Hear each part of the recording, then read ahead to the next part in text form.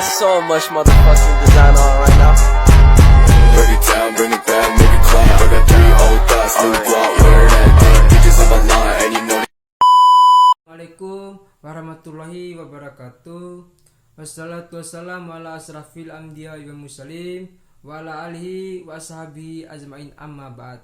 Puji syukur atas kehadirat Allah Subhanahu wa taala yang telah memberikan beribu nikmat, yaitu nikmat iman dan nikmat sehat.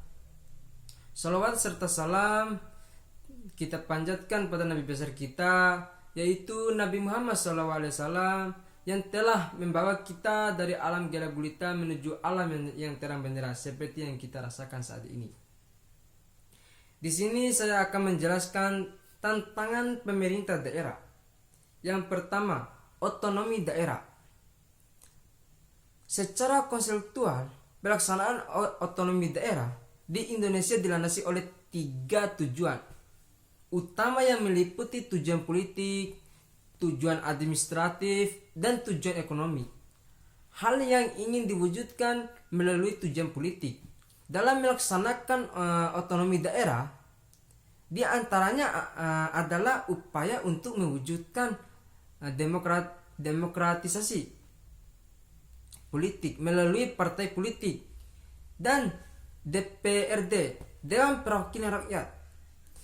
Nah, yang kedua, keterbatasan sumber daya. Secara pemerintah daerah sering menghadapi keterbatasan sumber daya, baik dari segi keuangan maupun sumber daya manusia. Hal ini dapat mempengaruhi kemampuan mereka dalam menyediakan layanan yang memadai bagi masyarakat. Pemerintah daerah yang sering menghadapi tantangan dalam mengelola keterbatasan sumber daya seperti anggaran, tenaga kerja, dan infrastruktur. Sedangkan yang ketiga, perubahan iklim dan bencana alam. Secara pemerintah daerah dihadapkan pada tantangan perubahan iklim dan bencana alam yang memerlukan perencanaan dan respon yang efektif untuk melindungi masyarakat dan lingkungan. Yang keempat, pengembangan ekonomi dan kesejahteraan masyarakat. Secara memajukan ekonomi daerah serta meningkatkan kesejahteraan masyarakat adalah tantangan utama bagi pemerintah daerah, terutama di daerah yang kurang berkembang. Pengembangan ekonomi dan kesejahteraan masyarakat merupakan salah satu fokus utama pemerintah daerah. Yang kelima, infrastruktur dan transportasi. Secara menyediakan infrastruktur dan yang memadai dan sistem transportasi yang efisien, pertumbuhan ekonomi dan mobilitas masyarakat, infrastruktur dan transportasi merupakan 2 aspek yang penting dalam membangun pemerintah daerah. Nah, saya akan menjelaskan yang terkait apa sih otonomi daerah.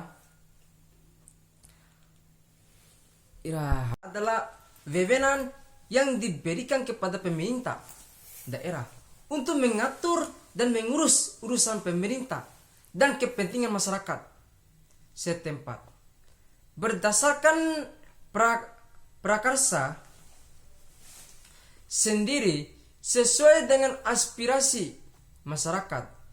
Ini berarti bahwa pemerintah daerah memiliki hak untuk membuat kebijaksanaan, perencanaan, dan melaksanakan program-program sesuai dengan kebutuhan dan potensi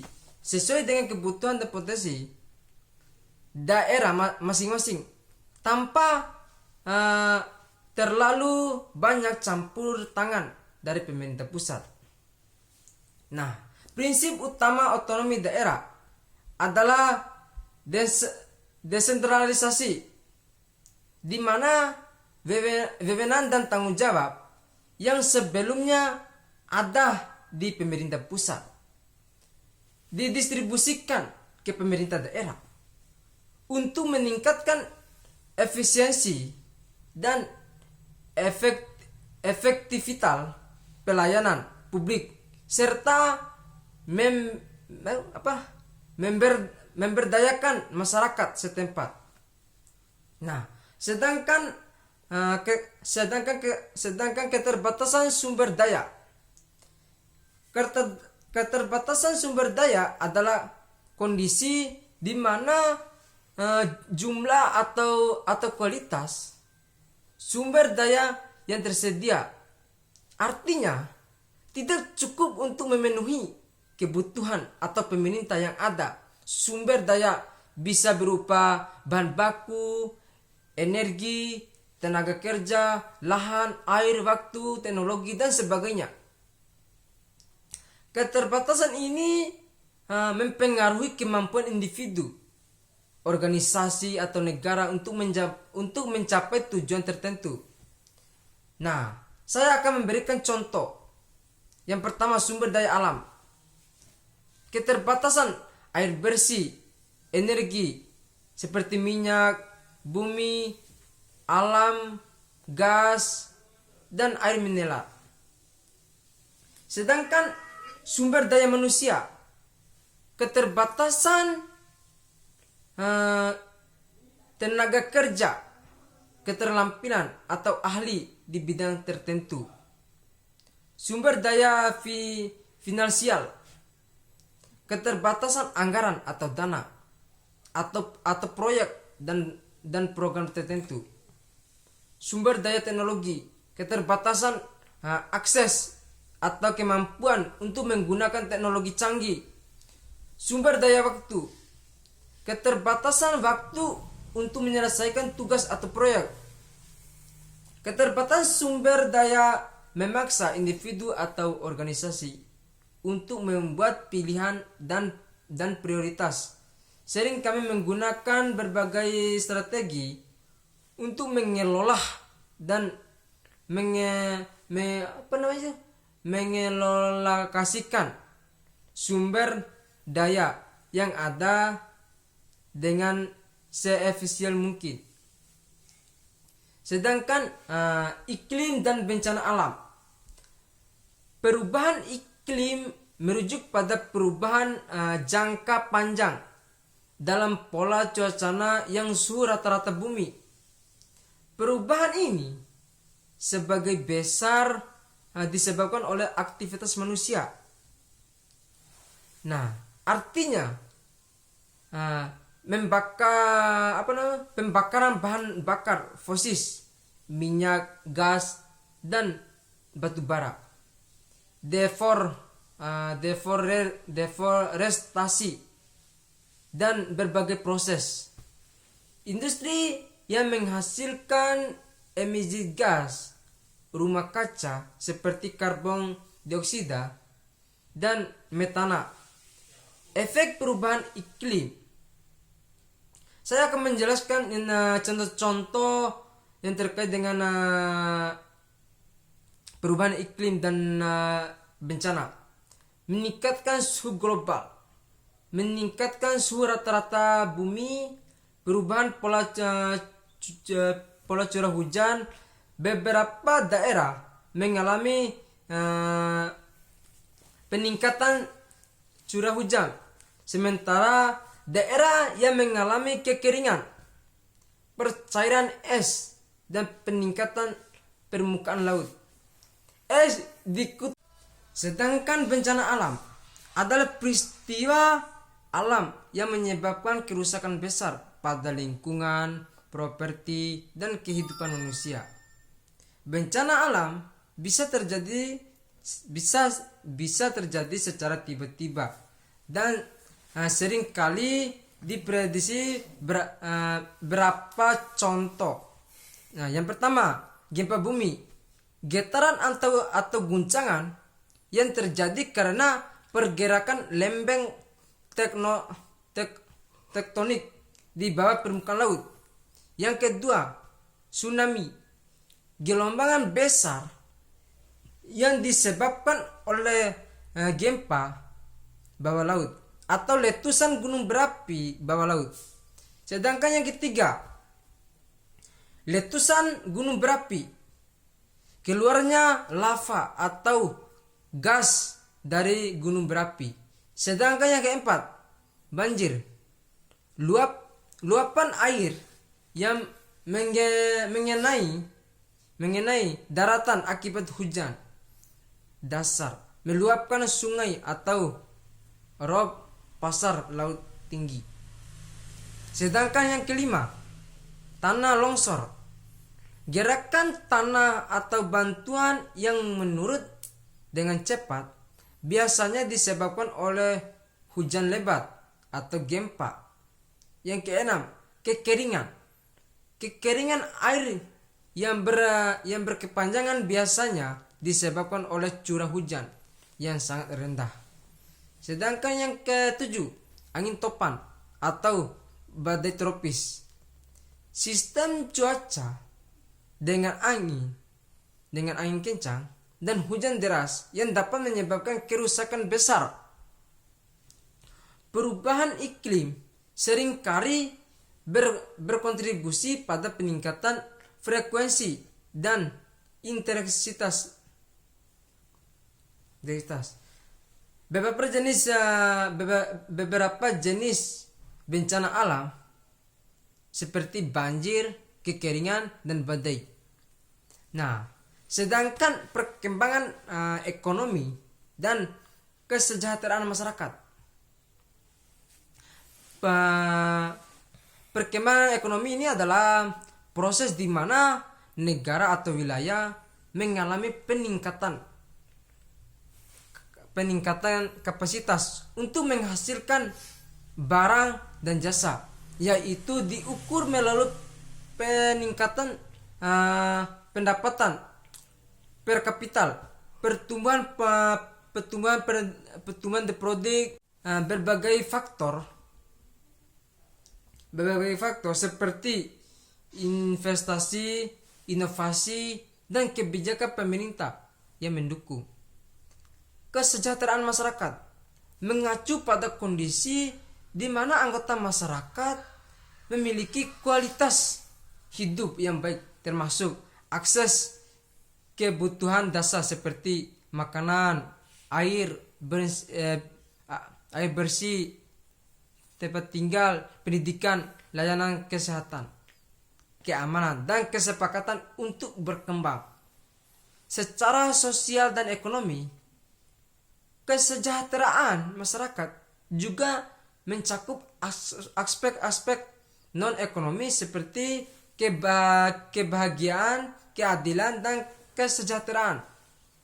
Perkembangan ekonomi dan kesejahteraan masyarakat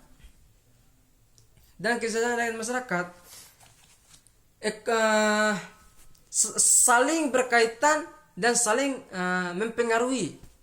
Berikut ini adalah keduanya saling berkaitan atau saling mencakup. Yang pertama, peningkatan pendapatan.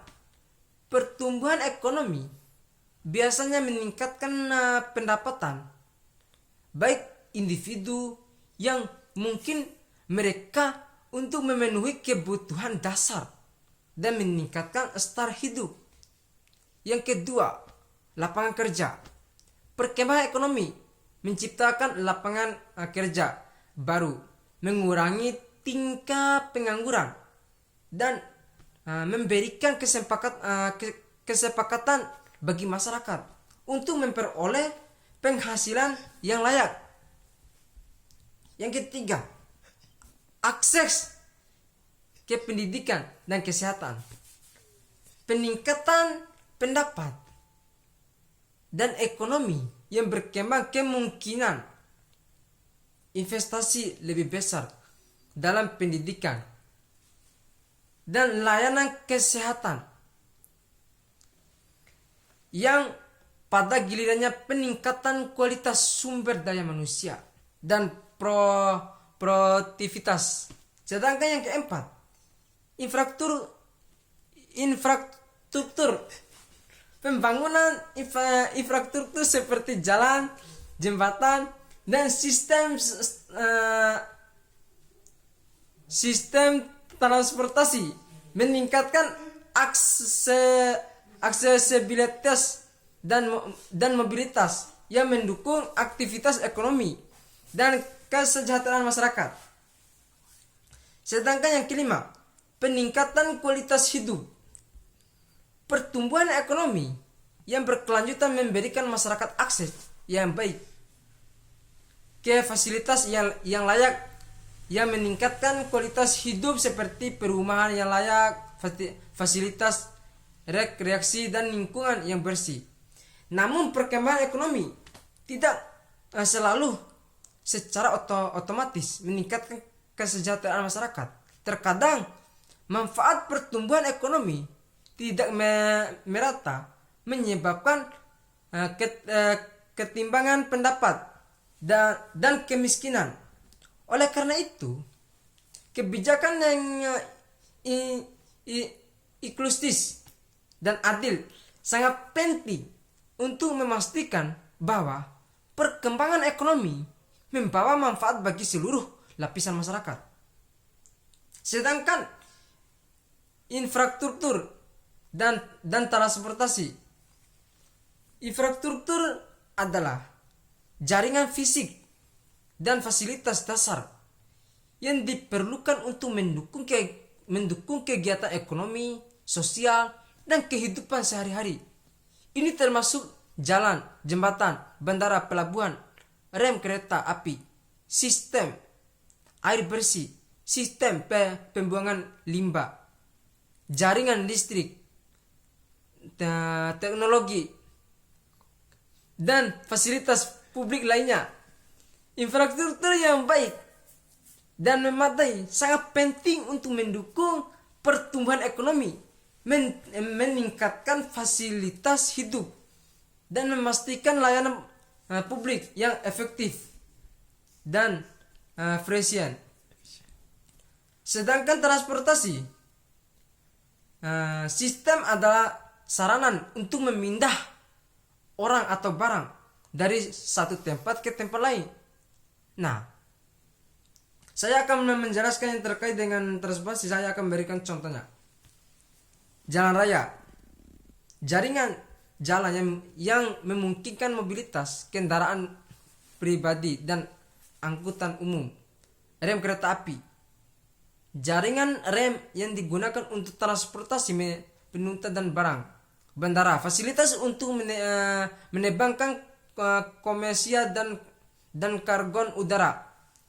Sedangkan pelabuhan ini adalah fasilitas untuk bagaimana kapal ini menumpuh dan kargon laut. Sedangkan sistem transportasi publik, layanan seperti bus, trek, dan metro yang menyediakan transportasi bagi masyarakat umum. Kaitan di antara transportasi dan transportasi sangat erat karena infrastruktur transportasi yang baik mungkin mobilitas efektif. Saya akan langsung ke contohnya, penggunaan biaya transportasi. Infrastruktur yang baik mengurangi biaya pengangkutan barang dan peningkatan efisien logistik dan menurunkan harga barang dan jasa. Peningkatan aksesibilitas mempermudahkan akses ke tempat kerja, sekolah, layanan kesehatan, dan fasilitas lainnya. Peningkatan produktif mengurangi waktu perjalanan dan kemacetan lalu lintas. Kemungkinan penggunaan waktu yang lebih efektif, gitulah kira-kira. Pengembangan wilayah. Infrastruktur transportasi yang baik mendorong perkembangan wilayah, urbanisasi, dan meningkatkan nilai properti. Sedangkan keamanan dan kenyamanan. Peningkatan keselamatan perjalanan dan memberikan kenyamanan bagi penggunaan. Pemerintah dan sektor swasta sering bekerja melihara infrastruktur dan transportasi untuk memastikan bahwa sistem ini memenuhi kebutuhan masyarakat dan mendukung pertumbuhan ekonomi dan berkelanjutan. Sekian, itu saja penjelasan dari saya. Sekian, billahi sabilil haq fasabil hairut. Wassalamualaikum warahmatullahi wabarakatuh.